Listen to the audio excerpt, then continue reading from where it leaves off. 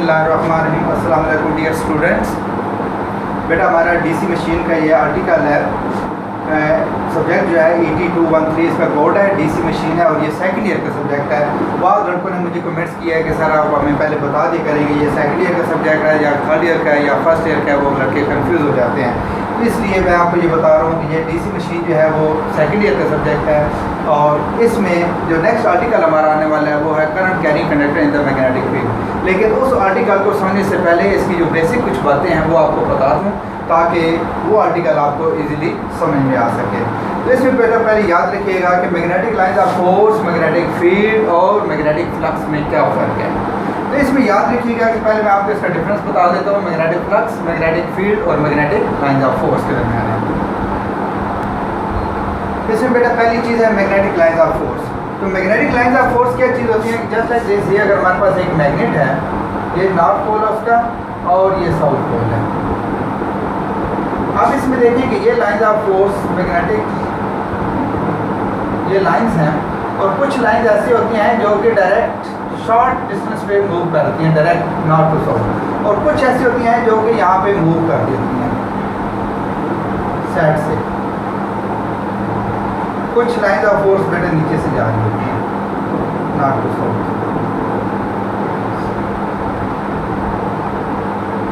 और कुछ lines of force होती हैं जो कि यहाँ से नॉर्थ से निकलती हैं और कुछ फासले के बाद जाके ये खत्म हो जाती हैं। सेम यहाँ पे कुछ लाइंस ऑफ फोर्स होती हैं जो कि मूव कर रही होती हैं।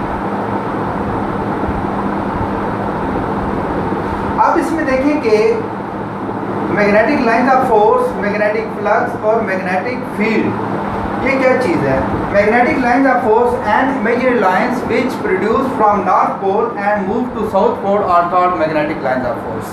वो इमेजिनरी लाइंस है, ये तो खाली अनविजिबल है, ये लाइनें नज़र नहीं होती, लेकिन इनका बेटा नज़र नहीं आती लेकिन इनका वजूद होता है। तो हम मैग्नेटिक लाइंस ऑफ फोर्स को कैसे डिफाइन करें? तो an imaginary lines which produce from north pole and move to south pole are called magnetic lines of force. कि वो लाइंस जो कि नॉर्थ से पैदा होती हैं और साउथ की तरफ मूव कर जाती हैं उन्हें हम क्या बोलते हैं? Magnetic lines of force. अब आता है मैग्नेटिक फ्लक्स।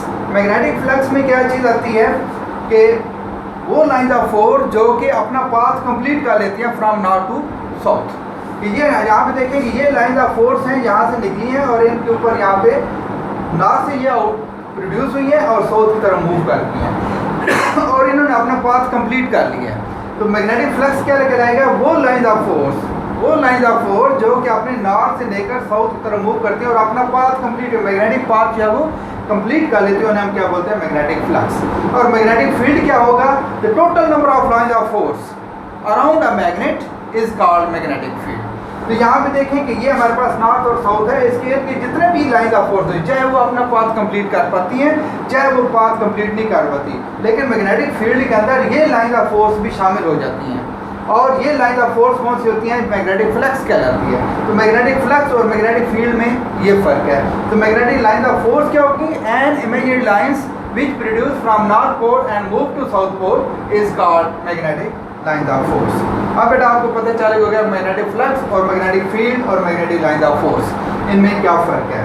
दोबारा रिपीट कर रहा हूँ, मैग्नेटिक लाइंस ऑफ फोर्स कहती हैं ये इमेजिनरी लाइन होती हैं, ये तख़य्युलाती लाइनें होती हैं जो कि नॉर्थ से निकलती हैं और साउथ की तरफ मूव कर लेती हैं। तमाम लाइंस को लाइंस ऑफ फोर्स कहा जाता है। और मैग्नेटिक फ्लक्स क्या होता है कि यही लाइंस ऑफ फोर्स हैं बेटा, कुछ तो अपना पाथ कंप्लीट कर लेती है नॉर्थ और साउथ की तरफ, और कुछ लाइंस ऑफ फोर्स ऐसे होते हैं जो नॉर्थ से निकलती हैं और साउथ में नहीं हो पाती।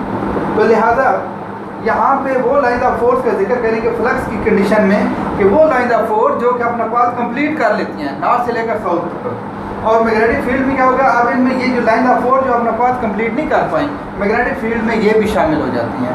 तो लिहाजा इनकी डेफिनेशन क्या बनेगी कि मैग्नेटिक फ्लक्स दो number of lines of force which complete their magnetic path is called magnetic flux. And magnetic field क्या कहलाएगा? तो total number of lines of force around a magnet, किसी एक मैग्नेटिक एरिया की जितनी भी लाइंस ऑफ फोर्स होंगी उन तमाम लाइंस का मजमूआ जो होता है वो मैग्नेटिक फील्ड कहलाता है।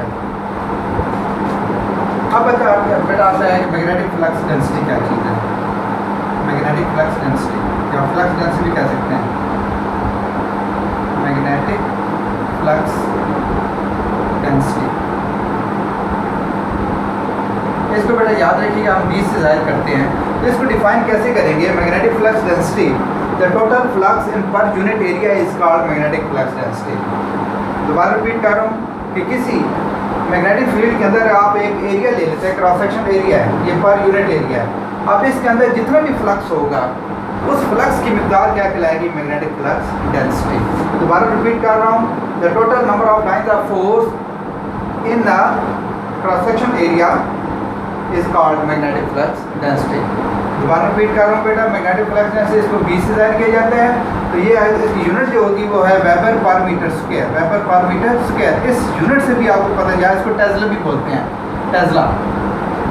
अब वेबर किसकी यूनिट है? मैग्नेटिक फ्लक्स की। और मीटर स्क्वायर किसकी यूनिट है? एरिया की, क्रॉस सेक्शन एरिया की। तो total flux per unit area is called magnetic flux density.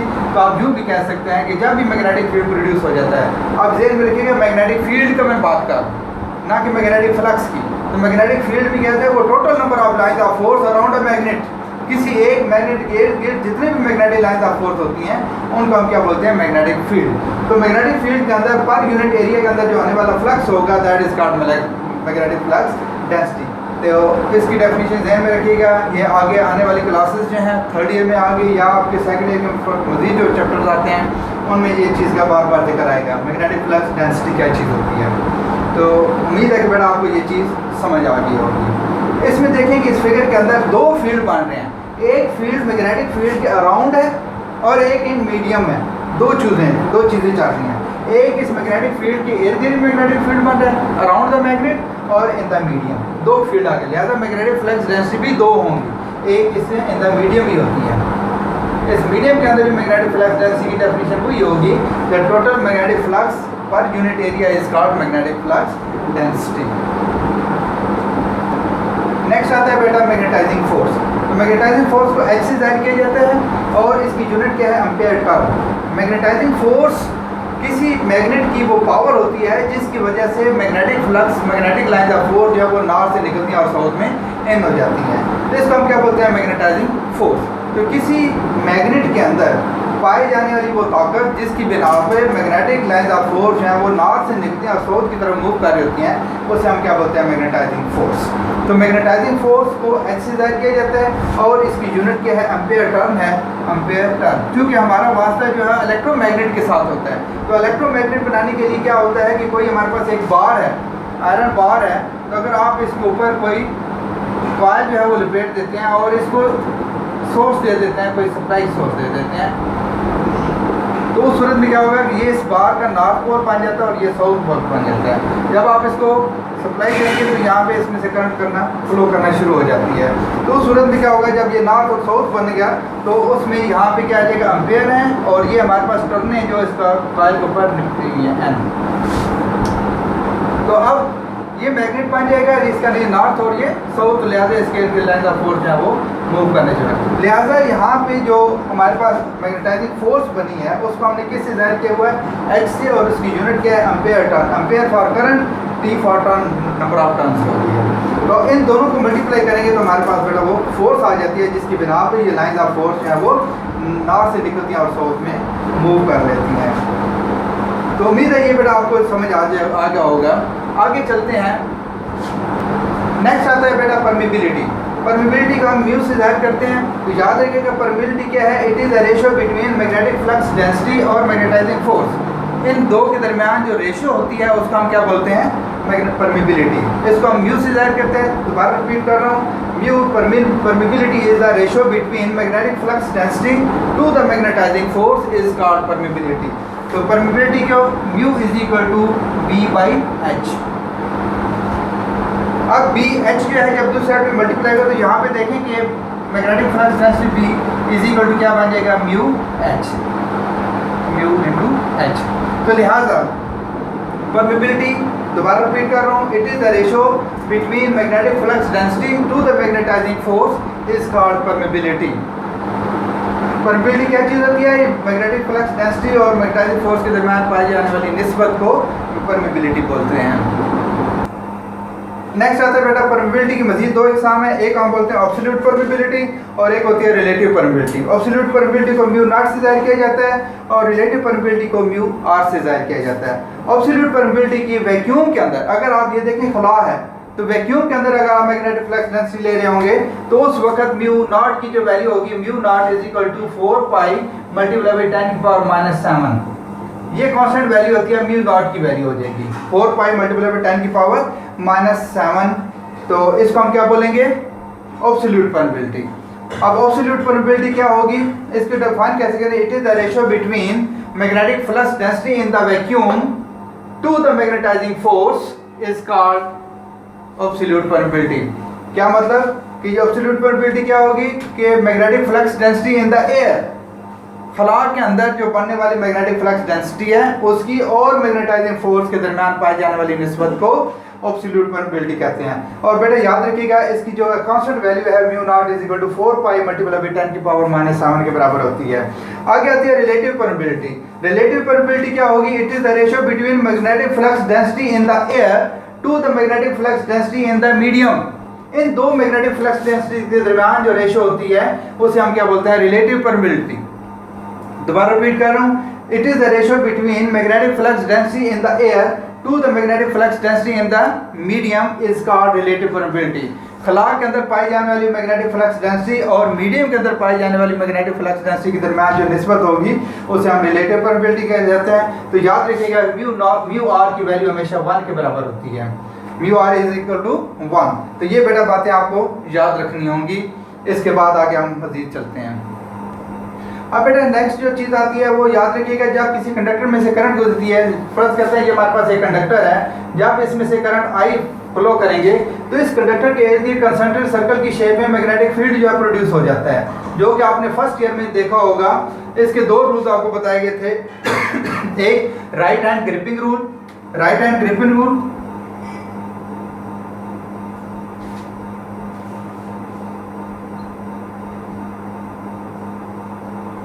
और कॉर्कस्क्रू रूल, दूसरा है कॉर्कस्क्रू रूल।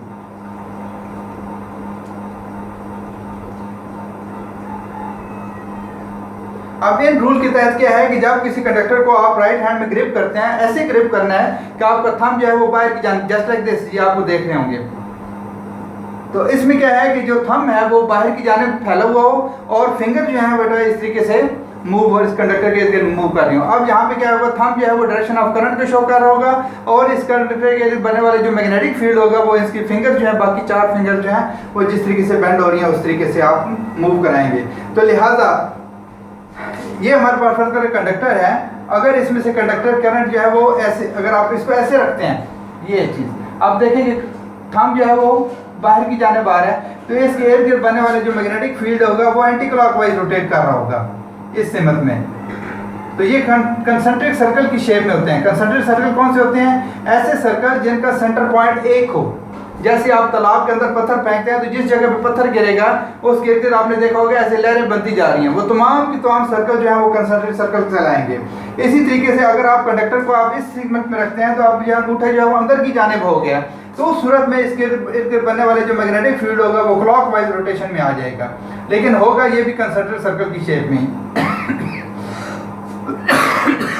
तो इस तरीके से आपने फर्स्ट ईयर में 2 रूल पढ़े हैं, राइट हैंड ग्रिपिंग रूल और कॉर्कस्क्रू रूल। कॉर्कस्क्रू रूल क्या है कि अगर आप एक लकड़ी का पीस है, कॉर्क है, नरम लकड़ी है, उसके अंदर आप वुडन स्क्रू जो है वो आप टाइट करते जाते हैं, तो जिस स्क्रू की टिप जो है वो जा रही होगी, जिस साइड पे स्क्रू की टिप जा रही होगी वो डायरेक्शन ऑफ करंट को शो करेगा, और जो उसकी चूड़ी है, जो थ्रेड्स हैं, जिस तरह में मूव कर रहे होंगे वो उस कंडक्टर के बनने वाले मैग्नेटिक फील्ड को शो करेंगे।